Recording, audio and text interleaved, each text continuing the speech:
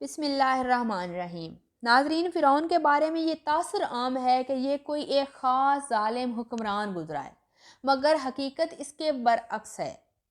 دراصل جیسے پرانے زمانے میں روسی بادشاہوں کو زار اور ایرانی بادشاہوں کو کسریٰ، چینی بادشاہوں کو خاقان، مصری بادشاہوں کو فرعون اور روم کے بادشاہوں کو قیصر کہا جاتا تھا۔ فرعون کو اہل مصر فارع کہتے تھے۔ مصری زبان میں فارع محل کو کہا جاتا ہے اور او کے معنی ہے بلندی اور اونچائی کے۔ اس کے مکمل معنی عظیم یا پھر بادشاہ کے ہیں۔ ان کی حیثیت کو دیکھتے ہوئے زمانہ قدیم میں بادشاہوں کے لیے فرعون کا لفظ عام ہو گیا۔ قدیم مصریوں کا یہ ماننا تھا کہ تمام فرعون دیوتاؤں کی اولاد میں سے ہیں۔ قرآن مجید میں فرعون کا ذکر بنی اسرائیلیوں کے ذکر میں آیا ہے۔ فرعون کا تکبر اور رونیت فرعونی تاریخ میں عام ہے۔ حضرت موسیٰ علیہ السلام جب فرعون کو اپنی نبوت کی نشانیاں دکھائیں تو اس نے ڈٹھائی کے ساتھ نشانیاں ماننے سے انکار کر دیا۔ ناظرین، تاریخ میں اس فرعون کا نام رامیس دوم بتایا جاتا ہے۔ پھر اللہ تعالیٰ نے جب بنی اسرائیل کو فرعون سے نجات دلائی اور حضرت موسیٰ علیہ السلام بنی اسرائیل کو لے کر جزیرہ نما سینا کی طرف چل پڑے تو فرعون رامیس دوم نے ان کا پیچھا کیا اور وہ دریائے نیل میں غرق ہو گیا۔ وہ اللہ رب العزت کی عذاب کے میں پکڑ میں آ گیا۔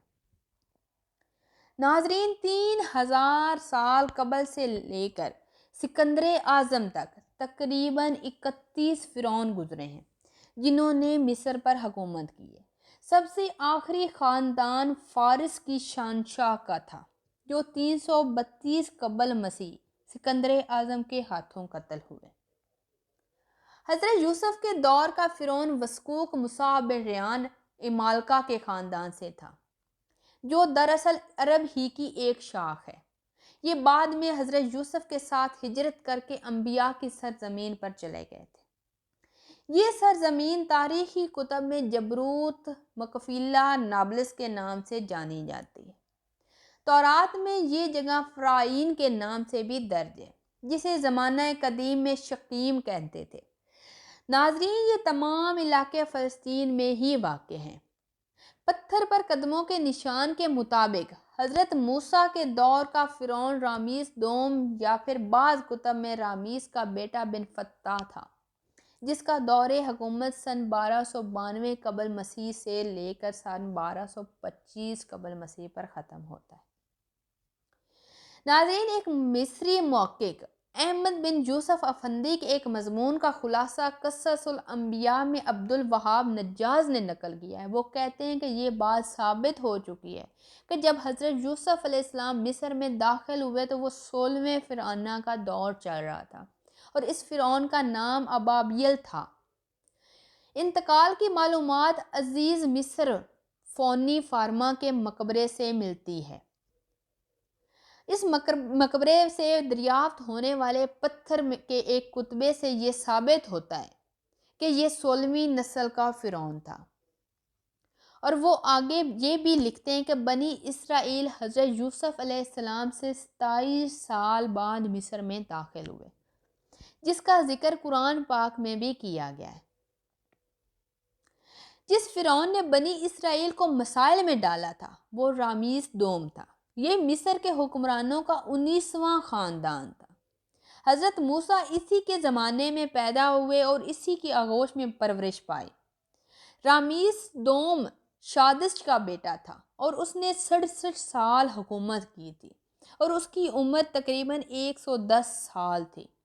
اس نے اپنے بیٹے بن فتح کو امور مملکت سونپ دی تھی۔ بن فتح اس کی 50ویں اولادوں میں سے 13ویں نمبر پر تھا۔ ڈاکٹر غلام جیلانی برق اپنی ایک تحقیق میں لکھتے ہیں کہ مصر میں خدائیوں کا آغاز 19ویں صدی کے اواخر میں ہوا اور فرعون کی لاش کی تصدیق سن 1907 میں ایک انگریز گرافٹن سمتھ نے کی۔ مزید وضاحت مولانا سید ابو العلا کے اس تجزیے سے ہوئی ہے کہ وہ لکھتے ہیں کہ برطانیکا کے مضمون میں ایک ممی کا تذکرہ ہے۔ وہ لکھتے ہیں کہ 1907 میں ایک انگریز نے ماہر علم و تشریح سر گرافٹن سمتھ نے ممیوں کو کھول کر دیکھا، ان کے ہنود کی تحقیق شروع کی اور 44 ممیوں کا تذکرہ اور مشاہدہ بھی کیا۔ گولڈن لکھتا ہے کہ ان تمام ممیوں کے ساتھ سمتھ کو من فتح کی ممی بھی ملی۔ جب پٹیاں کھولی گئی تو پتہ چلا کہ اس کے جسم پر ایک نمک کی گہری تہ لگی ہوئی ہے جو کسی اور ممی کے جسم پر موجود نہیں ہے۔ گولڈن یہ بات بھی بیان کرتا ہے کہ فرعون بحیرہ کلزم میں غرق ہوا تھا۔ آگے چل کر گولڈن لکھتا ہے کہ جزیرہ نمائے سینا کے مغربی ساحل پر ایک پہاڑی ہے جسے مقامی لوگ جبل فرعون کہتے ہیں۔ اس پہاڑی کے نیچے ایک غار ہے جو نہایت گرم پانی کا چشمہ ہے اور اس کو فرعون کا حمام بھی کہا جاتا ہے۔ سینہ بسینہ روایات میں ہے کہ اسی جگہ فرعون کی ممی بھی ملی اور شاید وہ اسی جگہ ہی ڈوب کر غرق ہوا تھا۔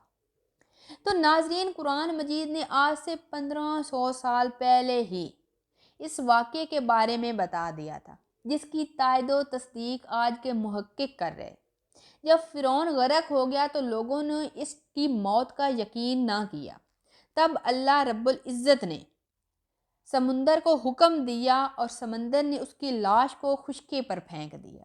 پھر سب نے اس بات کی تصدیق اور مشاہدہ بھی کیا۔ آج بھی یہ لاش مصر کے عجائب گھر میں موجود ہے۔